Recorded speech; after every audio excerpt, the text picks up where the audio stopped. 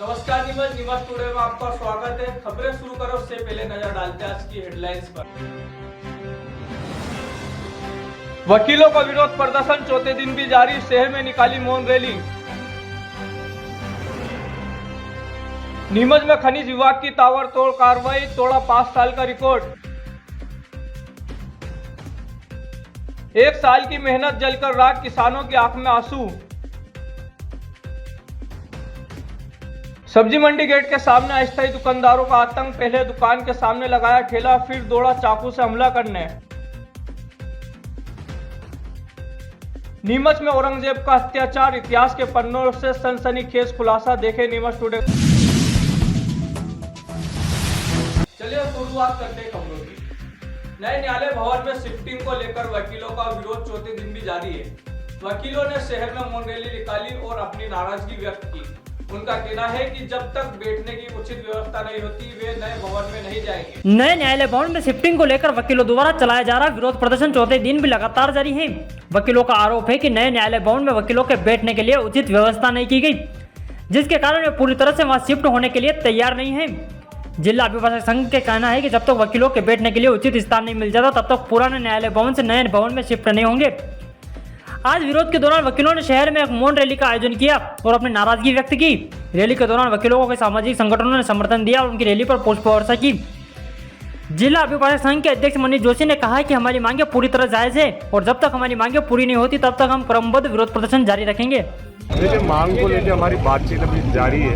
इनने पहले एक मैसेज दिया था तो हमने हमारे जो पोर्टफोलियो जज साहब हैं उनको हमारा एक प्रपोजल बना के भेजा कि अगर आप इस तरीके का सिटिंग अरेंजमेंट भी हमारे लिए कर सकते हैं। जो कोर्ट बिल्डिंग के पीछे खाली जगह पड़ी है वो वकीलों के बैठने के लिए पर्याप्त जगह है। तो वो प्रपोजल भी हमने कल हमारे प्रतिनिधि मंडल के साथ भेज दिया था। लेकिन जब तक हमारे इस आंदोलन और बहिष्कार का सवाल है ये जारी रहेगा, क्योंकि हमारी मांगे बहुत जायज़ है। आज चौथा दिन है और चौथे दिन में हमने ये करा कि पुराने कोर्ट परिसर से जो हमने अभी छोड़ा नहीं और वो हमारे लिए वही न्यायालय परिसर है, वहाँ से हम सारे अधिवक्ता, आप देख रहे हैं संख्या लगभग 350 से 400 के बीच के अधिवक्ता जो है पैदल मार्च करते हुआ है। मौन रैली हमारे द्वारा निकाली गई और ये आंदोलन सतत तब तक चलता रहेगा जब तक कि इन सारे अधिवक्तागण की बैठने की कोई समुचित व्यवस्था नहीं हो जाती। सर, आपसे जनप्रतिनिधि जी भी आपके पास आए थे, उन लोगों का क्या कहना है, आप लोगों का क्या रुख रहेगा?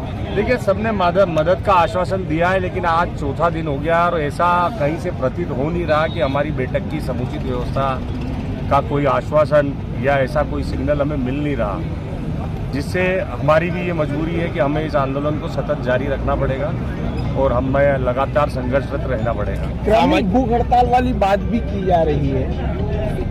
देखिए, क्रमिक हो, आंशिक हो, अब ये आंदोलन उस स्तर पे आप पहुँचा है जहाँ से पीछे हटना, क्योंकि 400 से अधिक अधिवक्ताओं की रोजी रोटी का सवाल है, 400 से अधिक अधिवक्ताओं के विधि व्यवसाय का सवाल है और सबसे बड़ी बात यह है कि उनकी बेइज्जती और उनकी जो एक तरीके से कहना चाहिए कि उन्हें जो इंसाफ नहीं मिल रहा और जो एक तरीके से बेइज्जती की हद है कि एक इतनी बड़ी बिल्डिंग आपने बना दी और आप अधिवक्ताओं को बैठने का एक माकूल स्थान आप प्रोवाइड नहीं करा पा रहे और उसके लिए लगातार आप हमसे प्रपोजल मांगे जा रहे हैं। पहले दिन, दूसरे दिन, तीसरे दिन, चौथे दिन।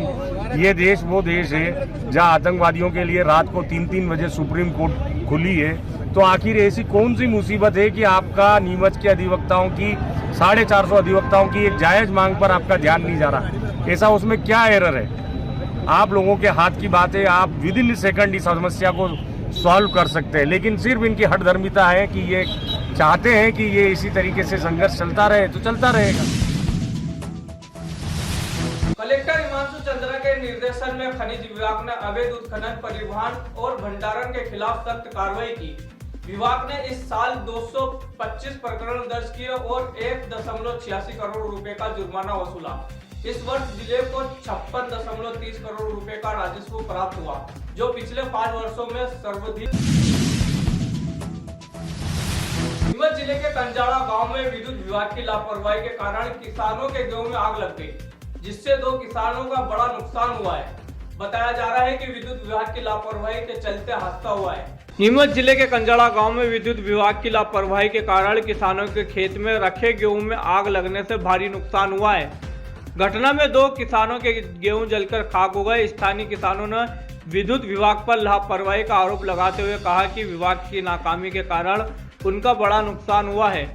किसानों ने बताया कि आज फिर से विद्युत विभाग की लापरवाही के चलते उनका नुकसान हुआ है, जिससे उनकी आर्थिक स्थिति पर गहरा असर पड़ा है।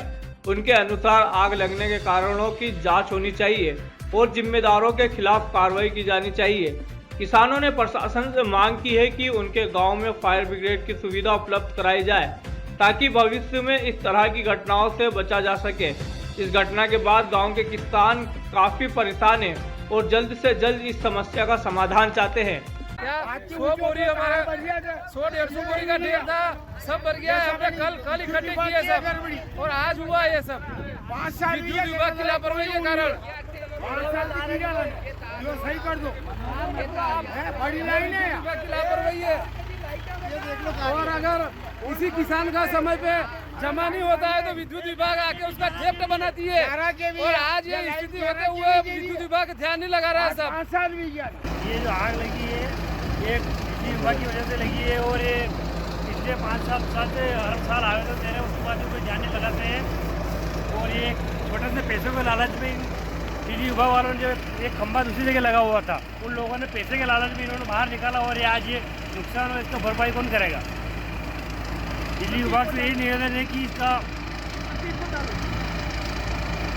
ये भुगतान करवाए और कैंसिल करके मुआवजा दिलवाए।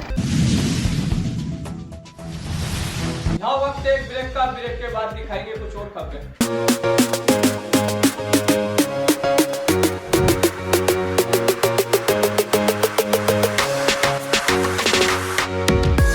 क्या आप भी अपने पूरे परिवार के लिए कुछ खास खरीदना चाहते हैं तो आइए और Madhya Pradesh mega trade fair मेला नीमच शहर में यहाँ है बच्चों और बड़ों के लिए शानदार झूले, लजीज खान पान की स्टॉल और घर उपयोगी वस्तुओं की ढेर सारी स्टॉल्स।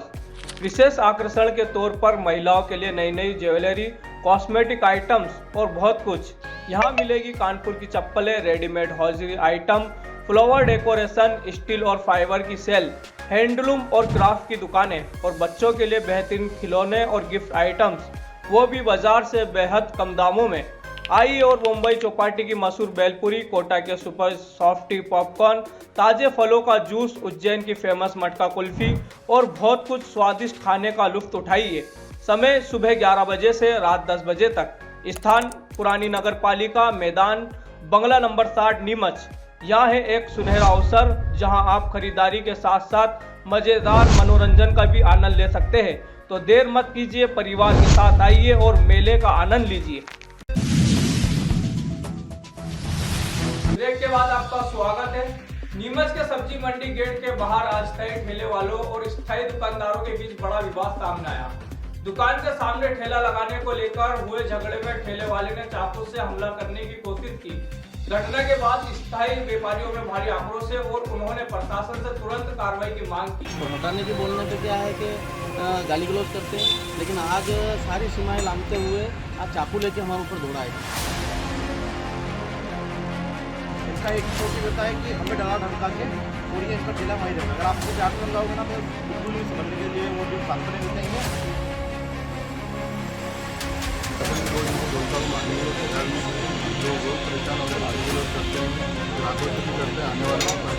शहर के सब्जी मंडी गेट के बाहर स्थित सड़क पर अस्थायी ठेला लगाकर फल फ्रूट बेच रहे दुकानदार यातायात व्यवस्था को तो प्रभावित कर ही रहे हैं, वहीं स्थायी व्यापारियों का धंधा भी चौपट कर रहे हैं। इसी बात को लेकर आज स्थायी दुकान के व्यापारी और अस्थायी ठेला लगाने वाले एक फल फ्रूट दुकानदार के बीच एक बड़ा विवाद सामने आया। विवाद उस समय बढ़ गया जब अभिनंदन ऑटो पार्ट्स के दुकान के मालिक पर ठेले के मालिक ने चाकू से हमला करने की कोशिश की। पूरे मामले में अभिनंदन ऑटो पार्ट्स के मालिक ने बंटी नामक ठेले वाले से उनकी दुकान के सामने से ठेला हटाने की अपील की, क्योंकि ठेले के कारण दुकान में आने वाले ग्राहकों को परेशानी हो रही थी। बंटी इस बात से भड़क गया और चाकू लेकर दुकान के मालिक पर हमला करने दौड़ पड़ा। दुकान के मालिक ने इस मामले की शिकायत कैंट थाने में दर्ज करवाई और पुलिस ने आरोपी को हिरासत में भी लिया। इस घटना के बाद स्थायी व्यापारियों में आक्रोश फैल गया। व्यापारियों का कहना है कि अस्थायी ठेला वाले उनकी दुकानों के सामने ठेला लगा देते हैं, जिससे न सिर्फ रास्ता बंद हो जाता है बल्कि ग्राहकों का आने में काफी समस्याओं का सामना करना पड़ता है। जब वे इन ठेले वालों से ठेला हटाने की बात करते हैं तो वे गाली गलौज करते हैं और मारपीट पर उतर आते हैं। स्थानीय व्यापारियों ने आरोप लगाए हैं कि उन्होंने कई बार प्रशासन को इस समस्या से अवगत कराया, लेकिन प्रशासन द्वारा कोई ठोस कदम नहीं उठाया गया। व्यापारियों ने प्रशासन से मांग की है कि इस मुद्दे का जल्द समाधान निकाला जाए ताकि किसी और ऐसे विवाद का सामना न करना पड़े। भैया पिछले 6 महीने से हम लोग सभी दुकानदार लोग, ये नगर पालिका की दुकानें हैं सब्जी मंडी के सामने, तो हम लोग पिछले 6 महीने से हमने नगर पालिका में आवेदन दिया, यातायात में आवेदन दिया, सीएम हेल्पलाइन कर दी, लेकिन आज दिन तक कोई निराकरण नहीं हुआ इसका। और रोज़ क्या हमारी दुकानों के सामने जो रास्ता है वो बंद कर देती ना ये अपने ठेले वाले, और हटाने की बोलने पे क्या है कि गाली गलौज करते हैं। लेकिन आज सारी सीमाएँ लांघते हुए आज चाकू लेके हमारे ऊपर दौड़ा है। ये ठेले वालों का है इनमें, तो ये 25-30 ठेले वाले हैं यहाँ, तो ये रोज़ परेशान कर रहे हैं। चाकू लेकर कौन दौड़ा, क्या नाम है? वो कोई बंटी नाम का लड़का है, उसको पुलिस ने भी हिरासत में लिया भी है और हमने आवेदन कराया थाने में। और बताइए, सब दुकानदार है और बात करो आप इससे। जिससे प्रशासन को कितनी बार अवगत करा दिया, कितनी शिकायत आप कर चुके हैं? शिकायत तो हम पे 4-5 बज कर चुके शिकायत, लेकिन फिर भी कोई निराकरण नहीं हुआ। हाँ कोई निराकरण नहीं हुआ। किस प्रकार की समस्या आती है सामने चलने वाला? सामने से ये दुकान के सामने ग्राहकों को आने जाने की जगह नहीं देते हमारे, और हम हटाने की बोलते तो उसमें फिर ये क्या है कि हमको गाली गलौज करते हैं। और आज ये चाकू लेके हमारे ऊपर दौड़ा है। बस यही, जैसे अगर ये खड़े रहते हैं, जैसे अगर उनको एक बार बोलते हैं कि हट जाओ तो बोलते हट रहे हैं, दूसरी बार अगर आप बोलोगे हट जाओ तो बोले यार हट रहे हैं, तीसरी बार अगर आप बोलोगे तो इनको ऐसा लगता है कि यार ये पूरी जगह उन्होंने खरीद रखी है, और जो हमने लाखों रुपए की करोड़ों की दुकान खरीद रखी है हम कुछ भी नहीं है। इनका एक ही मोटिव रहता है कि हमें डरा धमका के, और ये इनका ठेला वहीं रहेगा। अगर आप उनको प्यार से समझाओगे ना तो बिल्कुल नहीं समझने के लिए वो जो तात्पर्य देते हैं ये डायरेक्ट फिर गाली गलौज, माँ बहन की गाली बकेंगे, फिर झुंड बना के आएंगे, डराएंगे, धमकाएंगे करके कि नहीं यार आपने हमें बोला तो बोला कैसे। अगर हम प्यार से भी होते ना कि अब यार कस्टमर की हमारी कार आ रही है, आप अंदर आन दो, तो बोले तेरा बाप का रोड है क्या।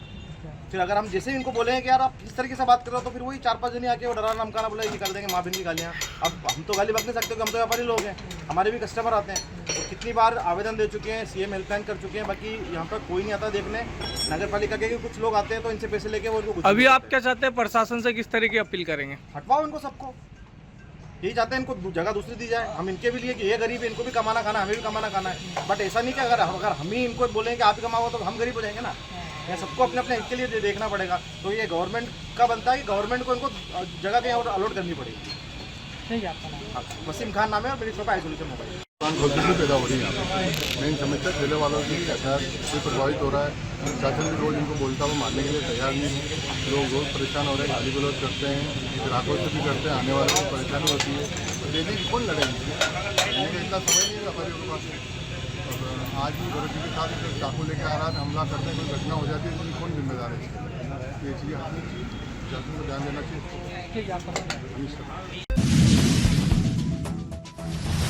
नीमच भी औरंगजेब के अत्याचार का शिकार हुआ था और नीमच का एक नगर इस्लाम नगर बन गया था। इतिहास के पन्नों से यहाँ सनसनीखेज खुलासा किया नीमच के प्रसिद्ध इतिहासकार डॉक्टर सुरेश सिंह सत्तावत ने।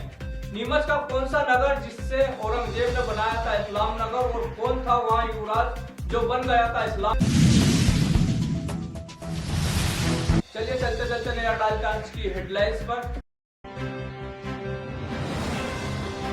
वकीलों का विरोध प्रदर्शन चौथे दिन भी जारी, शहर में निकाली मौन रैली। नीमच में खनिज विभाग की ताबड़तोड़ कार्रवाई, तोड़ा 5 साल का रिकॉर्ड। 1 साल की मेहनत जलकर राख, किसानों की आंख में आंसू। सब्जी मंडी गेट के सामने अस्थायी दुकानदारों का आतंक, पहले दुकान के सामने लगाया ठेला, फिर दौड़ा चाकू से हमला करने।